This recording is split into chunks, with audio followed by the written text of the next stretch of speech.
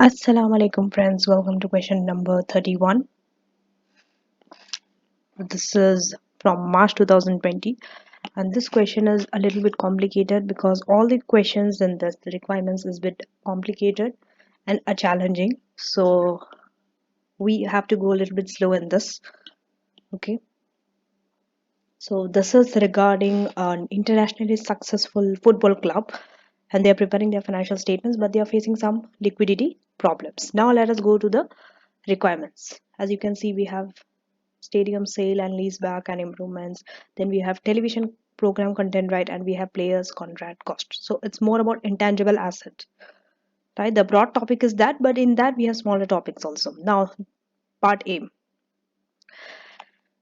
Discuss with reference to IFRS standards whether the directors can classify the stadium as held for sale on 31st October 2005. Leria's accounting treatment of crowd barrier improvement on the same date and the principle of accounting treatment for sale and lease back of the stadium on 30th November 2006. All the three together gives 13 marks. It's not just 13 marks for the last. 13 marks is for this and this together is 13 marks. Okay. B. Discuss for 12 marks. First one and the second one both together makes up 12 marks. Okay. So whether the amortization of intangible assets relating to television program content right by Larry and by the industry are acceptable in acceptable policies in accordance with IFRS standard or not. So this is regarding the amortization of intangible assets. Okay, for what television program content right.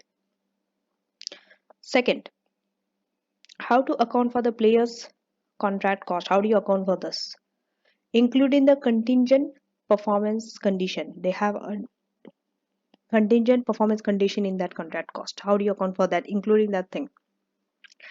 Any impairment which might be required to this non-current assets and whether a player can be considered a single cash generating unit or not. A player, okay, single player can be considered a single cash generating unit or not. If you see this requirement, it looks like one requirement, but there are multiple requirements in that. Under a requirement is a requirement, sub requirements. So all the small requirements you have to answer to get the full marks. So this you can start in any order. They are not related to each other, A or B. So first let's start with the A. And player contract cost, television program content right, and the stadium lease back and improvement, we have three. Okay, so if you see under stadium sale and lease back, we have three requirements only on this, but they're covering different things. One is whether it is held for sale. Second, what is the second requirement? I kind of forgot, but let me just. The second is, yes, crowd barrier improvement, the treatment and the sale and the lease back. So first is whether it is held for sale or not. Okay, for that we need to look at some facts from this one.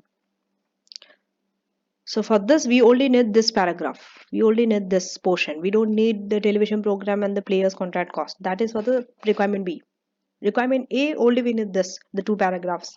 So Larry has entered into a contract regarding a stadium whereby it will sell the stadium. They have entered into a contract to sell the stadium on this date and immediately lease it back also.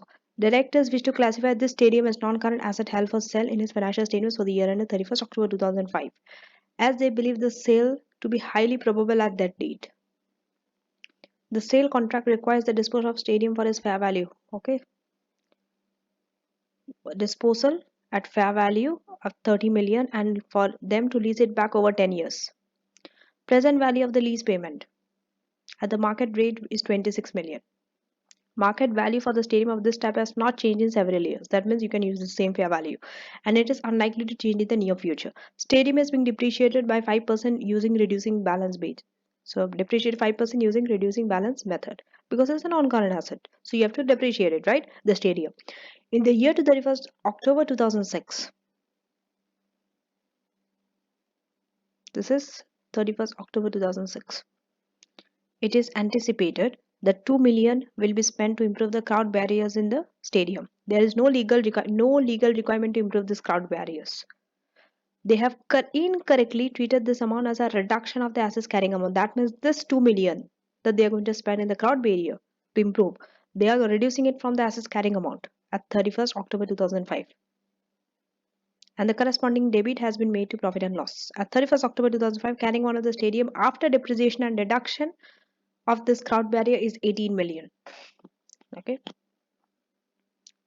looks like there are lots of pieces of information, but this is quite easy. Okay, so first one is held for sale. Whether it is held for sale or not. If it's held for sale, then how do you measure it? If it's not held for sale, then what do you do with it? That's what the requirement is. Okay, and this requirement is very common requirement, IFRS 5. Make sure that you know all the rules on IFRS 5.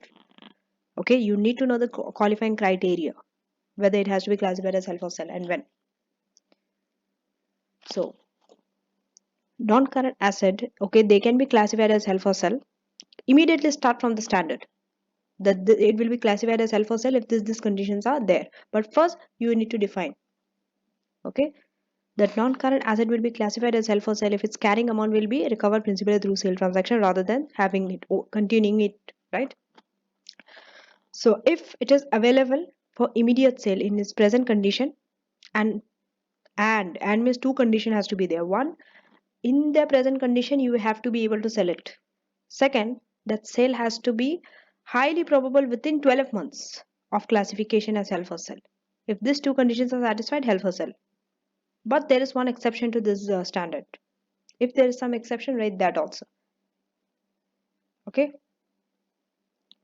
if that sale didn't happen within 12 months, okay, let's say the sale is delayed by some event or some circumstances like some tsunami game, some natural event occurred, right? Natural disaster occurred that is not in your control, that is beyond the entity's control. In that case, okay, it is unlikely to be case in this instance. In this instance, that exception does not apply.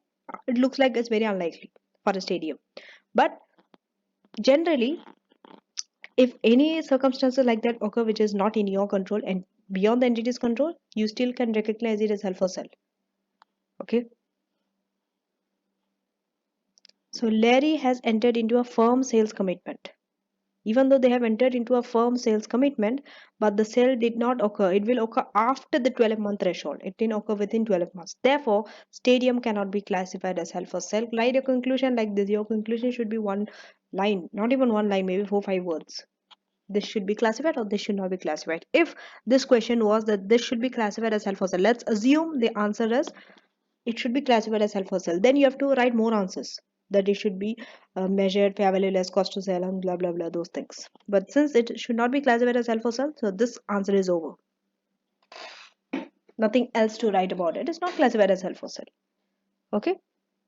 Then second, we are going to talk about the barrier improvement. Okay, the 2 million, they have spent 2 million. So they told that they have reduced this 2 million from the carrying amount. It should not be treated so. You should not reduce this from the carrying amount, assets carrying amount.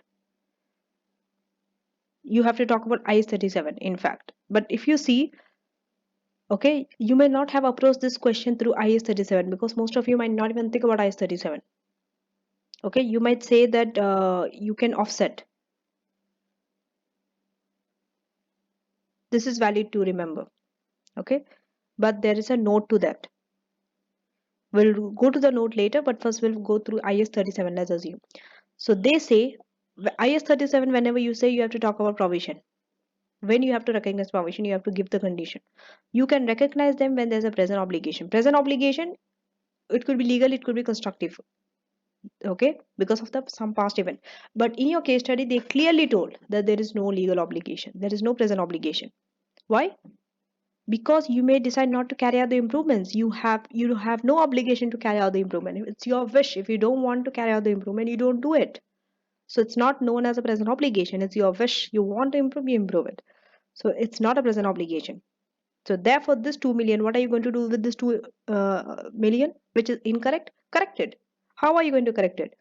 Add back to the carrying amount. You deducted earlier, now you add back to the carrying amount of the stadium. And earlier you debited in profit and loss, now you credit it to profit and loss so that it becomes null. Okay, now why they told that IS 37 will be good in this case, even though you can answer this without IS 37 also. Why? Because when provisions are recognized, you should present them as a liability, right? In the statement of financial position. That's how you recognize. And liabilities and assets, you cannot offset them under some specific circumstances. But let's not go deep into the specific circumstances. Okay. Liabilities and assets you cannot offset. That's the common rule, right? So in that case, it's better to use the rule of IS 37 because that's what they did. If it's a provision, then it should be shown as a liability. Then you cannot say, okay, you just deduct that 2 million from the assets amount because it's a liability. You are deducting the liability from asset. No, you cannot do it. Liability separately you have to show under provision. You cannot just deduct the 2 million from the assets carrying amount. Now we are moving to the sale and the lease back. Okay, this topic looks confusing. It's not confusing. I've clearly demonstrated this under my sale and lease back lecture, IFRS 16, right? Separate video just on sale and lease back. So go and check it out. Start by defining when this transaction occurs, what happens. Start with that. So a sale and leaseback occurs when an entity transfers an asset to another entity. First, you sell the asset to another entity, number one. Then you lease them. You are taking it back again. But now you're not taking it entirely. You're leasing it. You're taking it on a lease from whom you have sold the asset to. So you're leasing the asset back from the buyer and the lessor. Understood?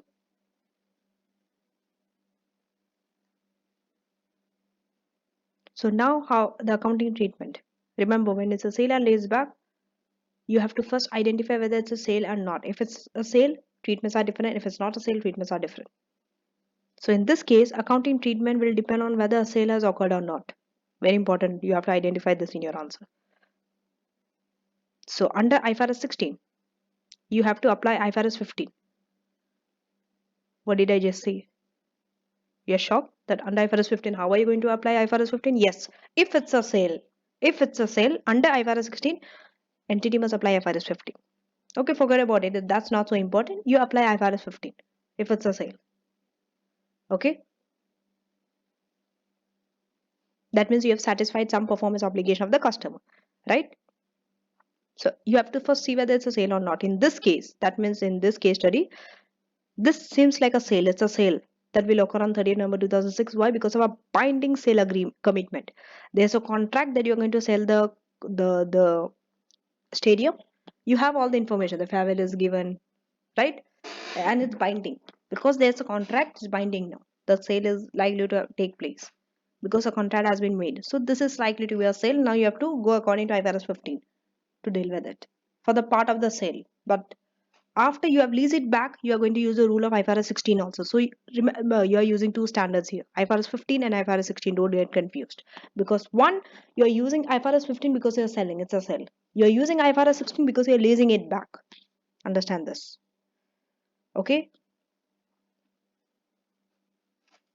But if it's not a sale, then if it's not a sale, then the seller or the lessee, okay, because the lessee is the seller here, they will continue to recognize the underlying asset. You recognize the asset because it's not a sale, and the seller and the lessee, they will recognize a financial liability equal to the proceed received, the amount that the seller, okay, the one who have sold and now he have leased it back has received. He's going to recognize the equal amount to that financial liability, right? If it's not a sale.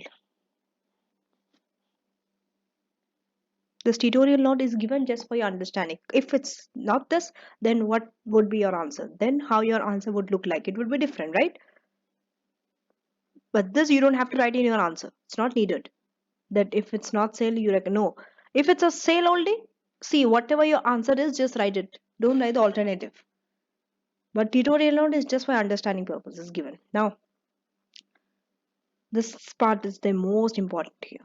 So how are you going to account for the sale back and lease back? That means what are you going to recognize, what is the amount, and what you have to de-recognize, and how much. You have to do some calculations here. Working is there. See, number is given to you, mean calculation is required. That is the hint. When number is given, calculation has to be there. If number is not there, then you don't need any calculation. So first, we'll start with the sale part. Forget about the lease back. Let's say it's a sale, normal sale. When it's a sale, what do you have? What happens when you just sell the asset? You de-recognize. You have to de-recognize the underlying asset. But amount you have to find out. Amount you don't know. So for that, there's a working one. Carrying amount of the underlying asset. The date when you're selling it, what is the carrying amount of that day? You de-recognize it. So the carrying amount of the stadium, start with the carrying amount of the stadium. It's 20 million. Why? It's 18 million. After you deduct depreciation and barrier, the improvement to crowd barrier. But that 2 million you have to add back again, remember, because it's not classified as non-current asset held for sale. So add that. So it becomes 20. Now depreciate. It's a non-current asset. Depreciate it to find the carrying amount at the sale date. Sale date is what? After 1 year and 1 month. Okay. This is on 31st October 2005. This is the value. 20 million. After that, depreciation for 1 year. So it will be just first year, no cost. Just take 5% on depreciation rate is 5%. So 5% on that 20 million. Okay, which is 1 million. So deduct that 1 million from 20 for November 2006, right? Depreciation you have to find out. Again, you have to find out the depreciation because you are doing this on what? Reducing balance basis. So first find 1 million. Okay, then deduct that 1 million. We want to find for November 2006, but first you have to find for 31st October 2006 to find for November 2006, right? First 5% on 20, that is 1 million. Deduct that 1 from 20, the carrying on, and again find 5% on that because it's a reducing balance basis, and multiply by 1 only for 1 month. You have to find out why. From 31st October 2005 to 30th November 2006, it is 1 year 1 month. So that November whole month, November, the 1 month, you have to find out the depreciation. This is for whole year you are finding out this 5% on this amount. Multiply by the 1 month. So for 2006, you need to find out. See, for 31st October 2005 till 1st November 2006, you have found one depreciation. Now from 1st of November, wait, I will go. 1st of November to 30th November, 1 month you have to find again. That you have to. That's why you're multiplying by 1/12 to finding for just for November 2006.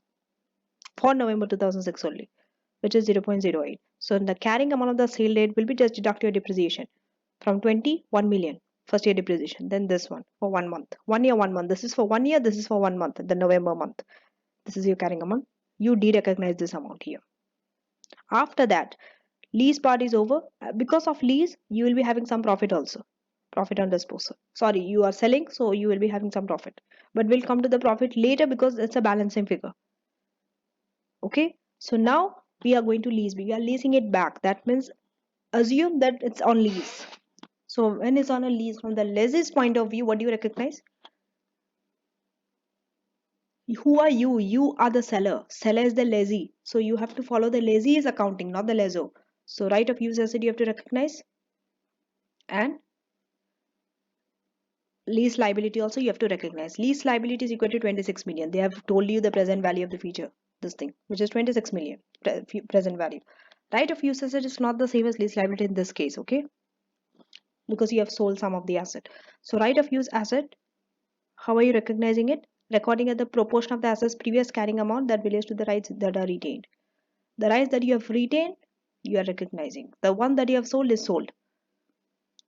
So what is the present value of lease liability? That will be a right of use asset, right? Proportion 26. Out of 26, 30. Your fair value that you are receiving from selling it is what? The sale proceed. It's 30 million. When you are selling it, you will receive 30 million. So from 26, 30. You are taking the proportion. Okay, out of that 30, 26 is the lease payment into 18.92, the amount that you have sold. So you're left with 16.4. This is your right of use asset. Make sure that you follow this method, okay, over and over again. There are many questions maybe like this. You have to do questions, enough of questions until you this is memorized, until you know what to do, how to calculate right of use asset. Okay, just 16.4.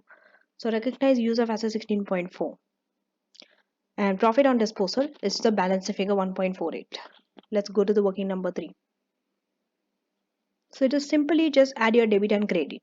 See, right of use asset is debit 16.4, and sale proceed that you're receiving cash, debit, minus your credit side. You are selling off this, it's a sale, and your lease payment, lease liability is also credit. So the balancing figure is 1.48 because your what credit side is, what is it?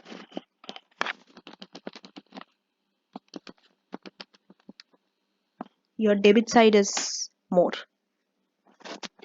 Your debit side is more than your credit side. That means for it to balance, you have to increase your credit side. That means it's a profit. In other words, okay, you can just put it in debit credit form also, rather than putting the debit credit and try to balance. It should balance. Okay, so this is a balancing figure. This 1.48. Put it in the credit side. Your debit and credit will balance because debit side is more than credit side.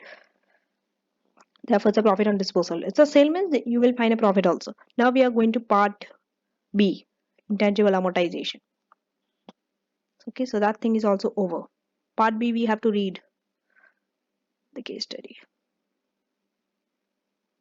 Still, first part is still okay. A is manageable, but B is more challenging.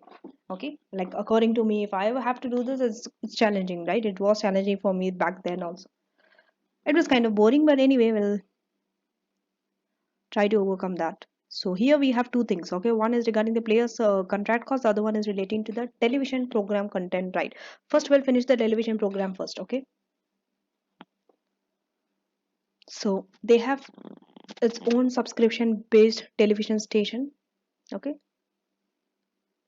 as a result it has a material intangible assets with relate to the content right associated with the television program. Budget cost of production are based on the estimate how much you are going to spend, how much are you going to produce, okay, in the television program. It depends on the estimated future revenue, how much revenue you are going to generate for the television program.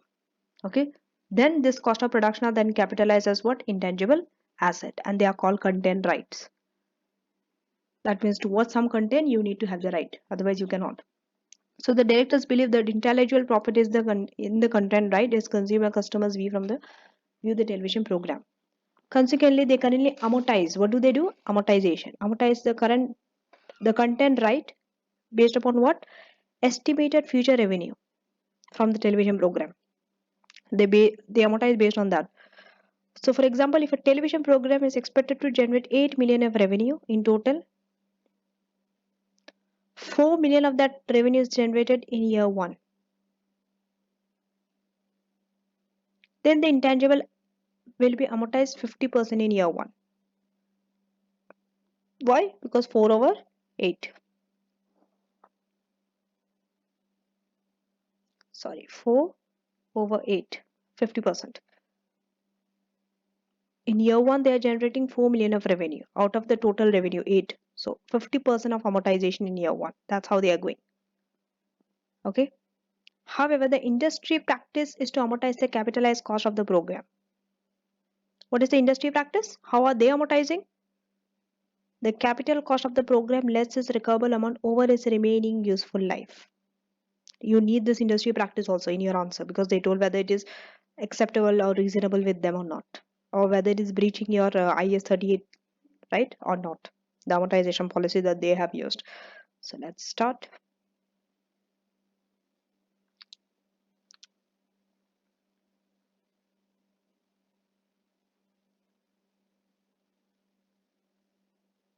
So which standard? We'll talk about intangible amortization. It is IS 38 only.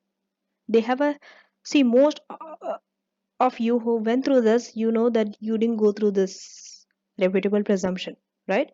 So if you didn't go through this, it's still okay, right? You are not expected to go around each and every topic. It is not possible. You might miss here or there some topics. If you didn't go through there, then it's okay. You can answer in a different way. Maybe that might you might have skipped it. Okay, but some things are common that you can answer even without this. But if you went through this somewhere, then it's good for you. You can make use of it in your answer. Okay, reputable presumption. That means there is a view that amortization based on revenue generated by an activity which indicates the use of an intangible asset is not appropriate. You should not amortize it like that based on revenue. Okay. Why? This is because revenue is influenced by many factors. Why you're not amortizing based on revenue? Because this revenue can be influenced by many factors that are not linked to the asset's economic consumption, such as inflation. Maybe through inflation you are getting that revenue. You never know. Okay, so that's what they have explained in the tutorial note also. You can still score well without knowing every rule in the standard. Many students will be unaware of this reputable presumption regarding the revenue based methods of amortization, but this does not matter. Okay, if you understand the principles behind amortization, that this is how you amortize it, this is the policy, this is the basis, you will still score good here. Okay, even if you don't know the presumption. What is that assumption? What is the principle? That you have to match the cost of the asset to the benefit that it produces. Okay, but in the first para we talked about presumption, but you can overcome this presumption. How? When it can be demonstrated that revenue and the consumption, they are highly correlated. That means you are getting that revenue from the consumption of the intangible asset. If they are very correlated, then you can amortize it like that. That then presumption, you can overcome that presumption. Then that presumption is incorrect, you can say. Okay, I'm not too sure how much you are able to get the point, but I hope that you are with me on the same page.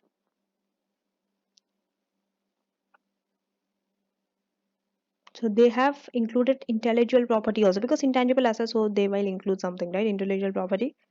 This will generate cash flow, okay, through the television channel subscription.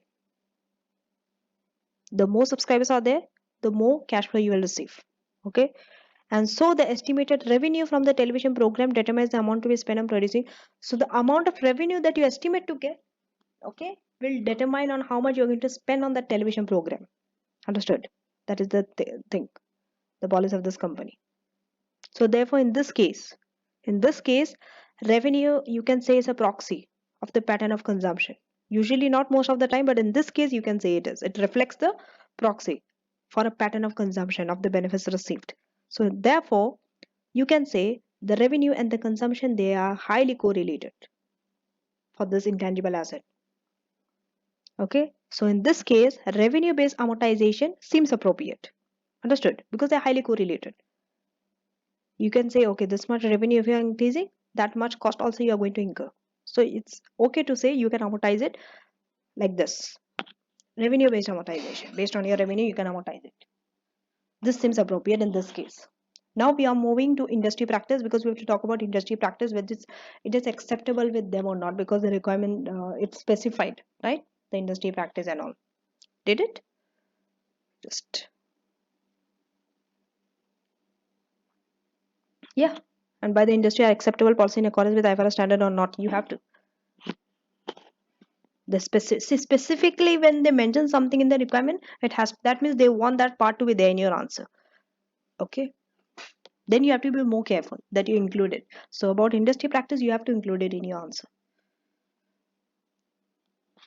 So according to the industry practice method, what did they do? That 50%, remember, first year it was 4%, 4 million revenue over the 8 million revenue, the total revenue, hence amortization is 50%. So industry practice method is also acceptable and it is sound, because it is based on the analysis of what the remaining useful life of the program and the recoverable amount.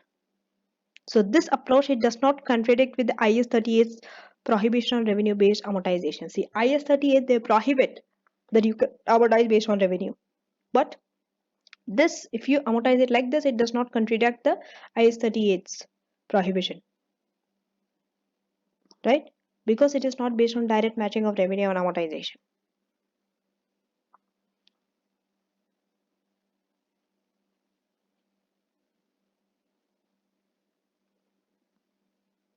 We are talking about what the industry method. This is also acceptable. So this is also acceptable, this is also acceptable. If you accept the industry practice method, that is the second method, goes on the remaining useful life. The same thing goes with IS 38 also. that you amortize it based on the remaining useful life of the program and the recoverable amount. But if you go by that, it does not contradict with the prohibition on the revenue base. Why? Because if you go by the industry practice, they say it is not based on the direct matching of revenue and amortization. They believe you cannot directly match the revenue with the amortization. That's why they are going by the remaining useful life. So if they go by the remaining useful life, the industry method, you need to assess the useful life of the asset. In accordance with the IFRS standard, at least each financial year you have to reassess. You have to talk about these things in your answer, remember. This is from the industry point of view we are not talking, okay? So if this changes, what is it? The useful life changes. It's very common that useful life will change, right? It never remains the same. So if there is a change in this estimate, useful life is what? It's an estimate only. So if there is a change in estimate, okay, how are you going to account for it under IAS 8? Because IAS 8 only deals with changes in accounting policies, estimates, and error. It will be accounted prospectively from the date of reassessment. When you're changing it from that day onwards prospectively, that means currently and in the future. It will not go back and change in the past. So finally, IS 38, they state that if the pattern of amortization cannot be measured reliably, if you cannot state that what is the pattern of amortization, that is it based on the revenue or what, you cannot measure it reliably, then use the straight line method over the number of years, 5 years, 6 years, whatever it is. Now we are going to the player contract. Okay. So for player contract, let us go through the case study. So yes, so by the way, this is my second question for the day. Tomorrow I'll be doing the remaining two questions, the next two questions. So I can spend enough time on this because I don't have any more questions after this, right? Today. So players contract cost. Players means the football players and all, okay? They are like an asset to the team. So their registration contract costs are shown as what? Intangible asset. And they are initially recognized at fair value of the consideration paid for their acquisition. But you can later renegotiate at a cost the player's contract. Also, the player's contract may contain what? Contingent performance condition. What is contingent performance condition? That you are going to pay the individual players a bonus based on their success, how they are performing in the team, if they're scoring high amount of goals, okay, or the success of the football team as a whole. If they are performing better, you are going to pay them a bonus. It's a contingent based on some condition you're going to give them the consideration. So this bonus represents what? Additional contract cost. Additional, it's an additional cost. So what about the impairment purpose? Remember, everything needs to be impaired, whether tangible or intangible. So this also will get impaired. So for impairment, okay, they do not consider that it is possible to determine the value in use of an individual player. That means value in use you cannot determine. Why value in use comes? See, for impairment purpose, what do you need? What are the input that you need to calculate the amount of impairment?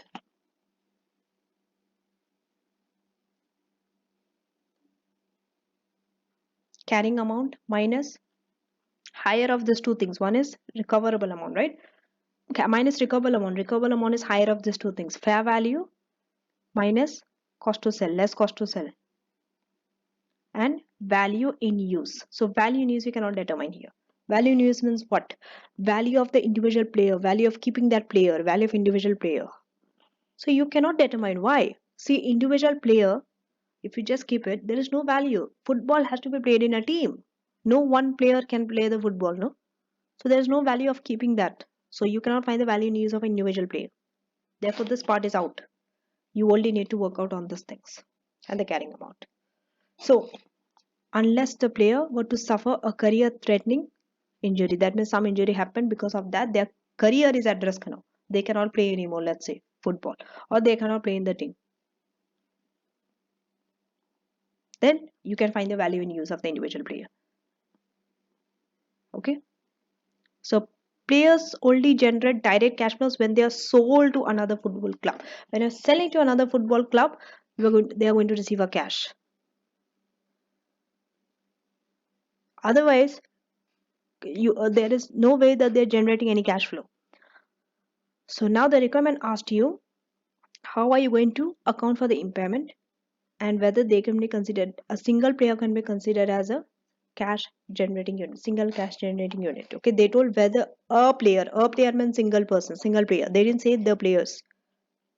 How do you account for this player's contract cost? Okay, include that performance condition also, that bonus part also. So many things makes up that 12 marks. So we are towards the end. Okay, the last, you see, almost. Just give me a think. I want to. Okay, so okay, let's start. So when you're signing the contract, when the player's contract is signed, management should look, they should assess what is the likely outcome of the performance condition, because you have to pay a bonus also, right? Bonus is based on performance condition. You have to assess this also. This you need to write in your answer. Okay. So immediately first talk about, see, when you have multiple requirements, how do you answer? Answer the order that is given to you. First they told you about contingent consideration. The requirement also itself told you, even in the case study, contingent consideration is presented first before impairment and cash generating unit. So first talk about contingent consideration. That should be your main theme. This itself you can put it in one para.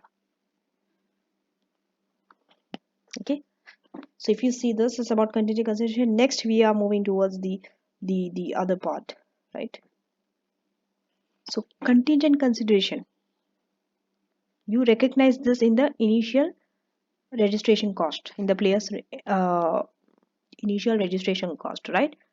But when do you include it in the registration cost? Only if the management believes that performance conditions will be met in line with the contractual terms, that this team is more likely to perform better, or if you have those belief, right, then include that contingent consideration. Otherwise you cannot include. So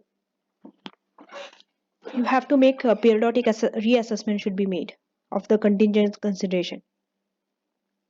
Okay, you have to, it should be made. You are giving an advice.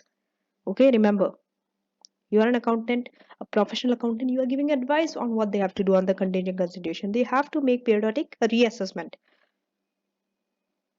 And what about any contingent amount that the directors believe will be payable? If the directors believe that any contingent amount is payable, include it in the player's contract cost.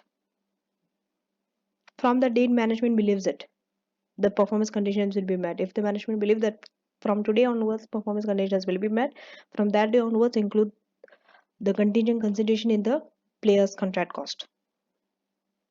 Okay. And if there is any additional amount of contingent consideration that are not included in their cost of players registration, then disclose it separately as a commitment. Don't include it. There might be some additional amount that you want to pay as a contingent consideration, but you didn't include it in the contract cost. You disclose it separately as a commitment. That means later you're going to pay it. So now we are coming to the amortization of this. It's an intangible asset. That's why amortization. We're talking too much about amortization. Remember, the amortization, the nature of that question and this question is different. Okay, it's not the same. The television content program and the player's contract cost. So how are you going to do the amortization? The amortization of the cost of the contract will be based upon what? The length of the player's contract. If the player's contract is for 2 years, amortization will be over 2 years. It's like that. Before we go to the tutorial note, we'll go later. Okay. So here, what about renegotiation? You will renegotiate also, definitely. What about the cost for that? So the cost that is associated for renegotiating of a playing contract, what should you do? This should also be added to the residual balance of the player's contract cost at the date of signing the contract extension. The date when you are signing that contract extension, that day, that cost for renegotiating also you are adding with the residual balance of the player's contract cost. Then your carrying amount changes. So revised carrying amount should be amortized over the remaining renegotiated contract length. Maybe now you have renegotiated, the length increased, so over that you have to cover it and find the amortization. Amortization also will change with the new carrying amount and the new contract length. Just read the tutorial note. Okay. So remember this contingent consideration. How do you answer about contingent consideration? Because this is not mentioned in IS 16 also, it is not mentioned in IS 38 also. It is not mentioned in fact in any this thing. And contingent consideration which is there in your business combination IFRS 3, that is relating to consolidation, sorry, accusation of subsidiary and all. When you buy a subsidiary, when you have to pay them a consideration, that has nothing to do with this. Okay, don't bring that knowledge out here. That is group accounting. So that's why the accounting treatment is not clear cut in this case for the contingent consideration. But if you are providing any answer that is different to your ACC answer, still it is acceptable. Okay, you might have said that any changes that are made in the contingent consideration will be recorded in statement of profit and loss. Or you can say that they will be capitalized once the conditions has been satisfied. Once the performance condition has been met, the contingent cost will be capitalized. You will take them as an intangible asset. So this approach is also acceptable. So whatever the accounting policy, remember that you are using it, you have to apply it consistently in all the similar transactions. Okay.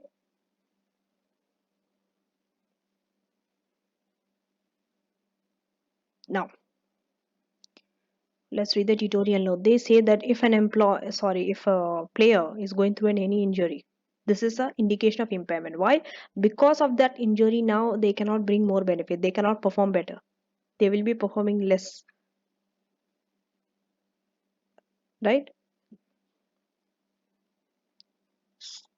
So the benefits received from the asset. Asset means the player. Player is an asset. So from them, the benefit is coming less now, lower than expected. In other words, entity is likely to have them overpaid, and the carrying amount of the asset will be too high. Okay, that's what is explained here also.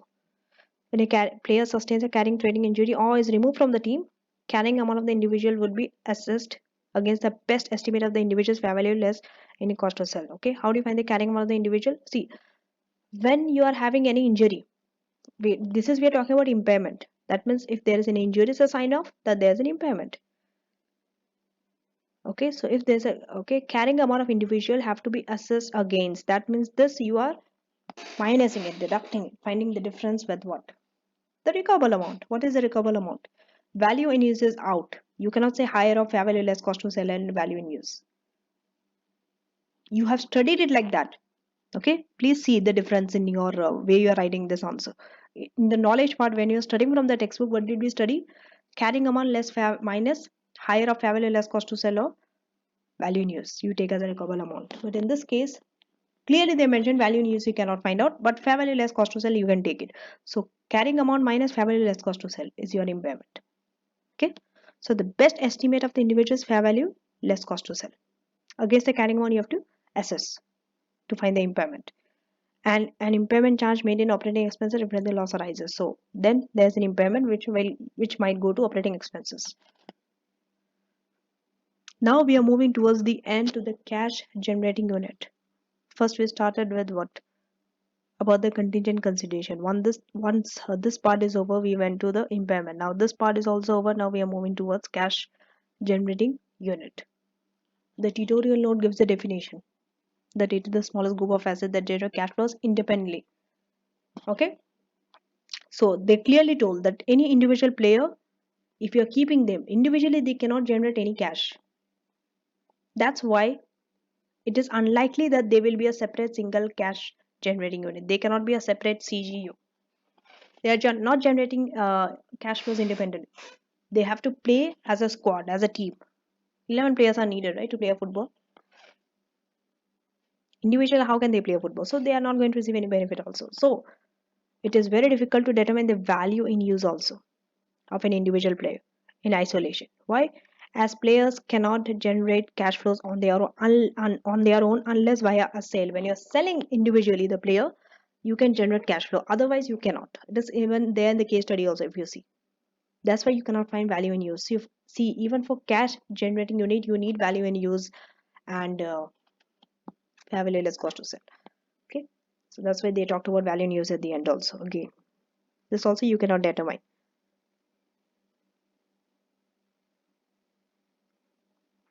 See, they Only generate direct cash flows when they are sold to another football club. Otherwise, they don't. So that's it. But this we have covered. This question also, it's a bit okay. Too much of intangibles and amortization and impairment. But look at the nature. If the question changes, the way you write your answer, even though it's same amortization here, amortization there changes. Okay. First is for 6 marks. Sorry, it's for 13 marks. But how are you getting this 13 marks? 3 marks for sale, held for sell, another 3 marks for barrier improvement, 4 marks for sale and lease back, another 3 for accounting treatment. Okay, that means what you are recognizing, de-recognizing, all those things. Part B, how are you receiving the 12 marks? 5 marks for amortization of intangible asset, another 5 marks for performance condition and contract cost, and another 2 marks for value in use and the CGU of a player. Okay, if you define that you cannot find the value in use of an individual player, for that you will get 1 mark. Okay, that's how you're getting the marks. Now, examiner's comment. I love this part. I used to read this often before my exam. That's how I scored very good marks in SBR. Because I used to study from what other people's mistake. And how do you know how do you know about the other people's mistake? Through the examiner's comment. That's the best place. Through this, you will know what are the mistakes that others have been doing, why they are failing, that you have to avoid. Okay. So first part of A was well answered. The criteria held for sell. This usually candidates answer well, right? They were able to identify that sale was taking place above 12 month, right?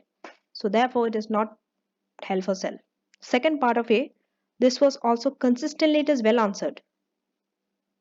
That means most students identified and justified a lack of obligating event. That means that means there is no obligation that you have to improve the barrier crowd. Okay, so this also was well answered. But some, they went beyond the requirement. How? They have extended beyond this requirement. How? They consider the treatment in the following reporting period also. This was not asked for. Don't waste your time. They told you specifically for which date. Okay. Then third, the quality of answers to third part of A, that is for sale and lease back, that is varied. That means it's mixed. Some were good, some were bad, some were in between. Okay. But let's see what is the bad side of this. What did they omitted? They omitted basic calculation. What is it? The carrying amount at the disposal date. They omitted this. What did they do? They incorrectly took the present value of the lease obligation as a carrying value of the right of use asset also. But you cannot take it like this when a sale has take place. Okay. First part of B. Only very few answers consider the principles behind amortization. Okay. Most of the answers, if you see, they are very limited. They only give one recommendation, basic recommendation, that you have to amortize it over the useful life of the asset, rather than developing your answer for the alternative amortization method. Okay, they have only told straight line approach. Other than that, they were not able to give any other method. Then the second part of B, this was well answered. Okay, candidates justify that footballer cannot be CGU. Okay, and the need for impairment testing for an injured player. This was well answered. So most identify the contract as what? As an intangible asset. To identify things correctly, that's also a skill you needed. You need to identify correctly. Otherwise, everything else goes wrong from there onwards. And few were confident regarding when and how to recognize the contingent payment. Few were confident. Fewer. That means you need to practice on this area more. Contingent payment, amortization method, right? These things needs to be done more. And your sale and lease back. So that's it for this. See you in the next question. Till then, take care and keep practicing.